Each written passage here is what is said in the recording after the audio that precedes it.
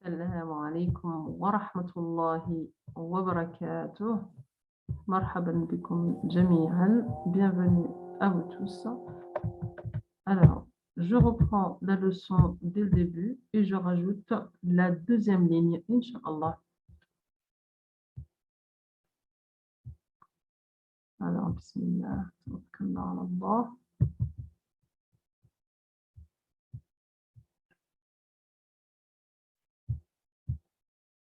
Bismillahirrahmanirrahim. الدرس الأول حروف الهجاء المفردة.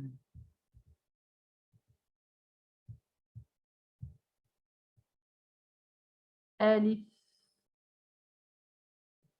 ألف با با تا تا ثا ثا جيم جيم. Donc la deuxième ligne, donc c'est celle qu'on va travailler aujourd'hui, Inch'Allah. Alors, qu'est-ce que j'apprends à travers al-ha, al-kha? Ce que j'apprends à travers le ha et à travers al-kha,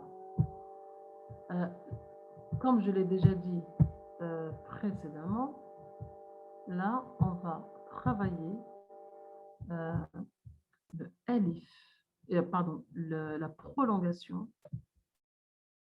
Ici, la prolongation. Et ici, encore la prolongation, comme on l'a déjà vu sur le da et sur le ta et tha. Alors, il y a une nouvelle chose que nous allons découvrir ensemble.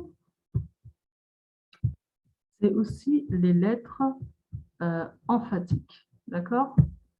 Alors, les lettres emphatiques, je vais juste remonter un petit peu, parce qu'aujourd'hui, c'est cette partie qui nous intéresse. Alors, ici, j'ai les lettres emphatiques. Ça veut dire quoi les lettres emphatiques? Ce sont des lettres suivies d'un son grave.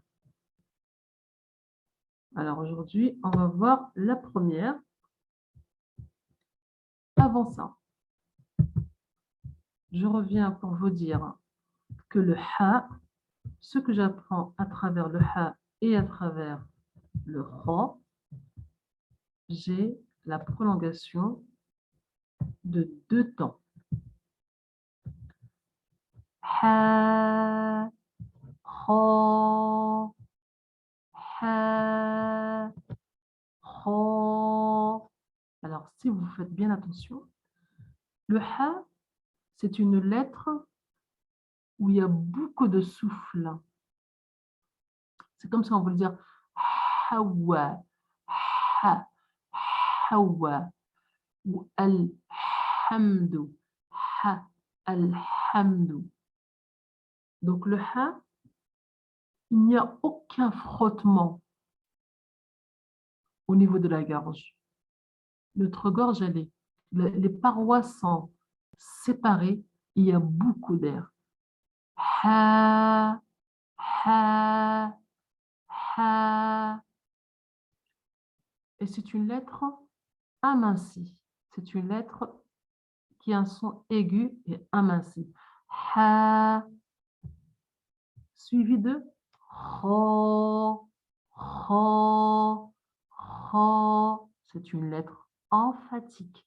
Ça veut dire que c'est une lettre qui est suivie d'un son grave.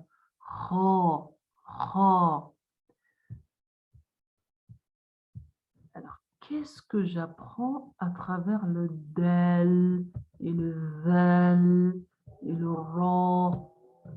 D'ailleurs, le ra, on va le rattacher au ha et au kha parce qu'il y a aussi une prolongation comme je vous ai dit, on s'arrête sur une prolongation, comme dans beaucoup de surahs, d'accord? Comme dans beaucoup de surahs, on s'arrête sur la prolongation, par exemple, du alif, comme je vous ai dit tout à l'heure, dans surat al-Adiyat ou dans surat al-A'la aussi, on peut dire surat al-A'la, surat al-Shams, par exemple, on va dire Bismillahir Rahmanir Rahim, wa shamsi wa duhaha, ha, wal qamari idha talaha. On entend le ha.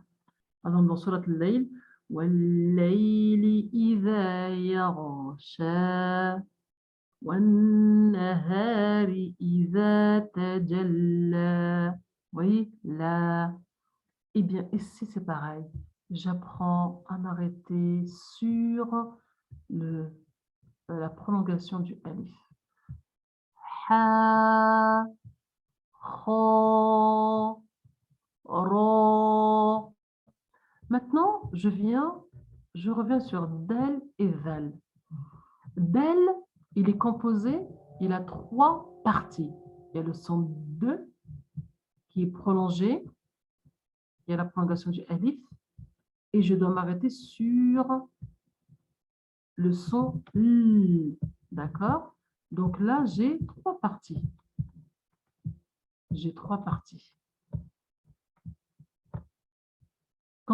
Quand je vais prononcer le del, je dois faire attention au son de, à la prolongation que je dois maîtriser, et de m'arrêter sur le son L qui va me donner ça.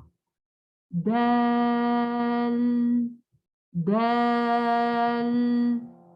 del. Très bien. Comment prononcer vel? Alors le vel, je dois sortir le bout de ma langue entre mes 2 incisives supérieures et inférieures, qui va me donner, mais c'est un léger contact, hein, qui va me donner comme en anglais. Val, val. Pareil, je pars sur le son que je prolonge et je m'arrête sur le son li. Val. Maintenant, je vais vous relire une dernière fois sans m'arrêter. Ha, ho, da, da, ra. بارك الله فيكم جزاكم الله كل خير والسلام عليكم ورحمة الله وبركاته.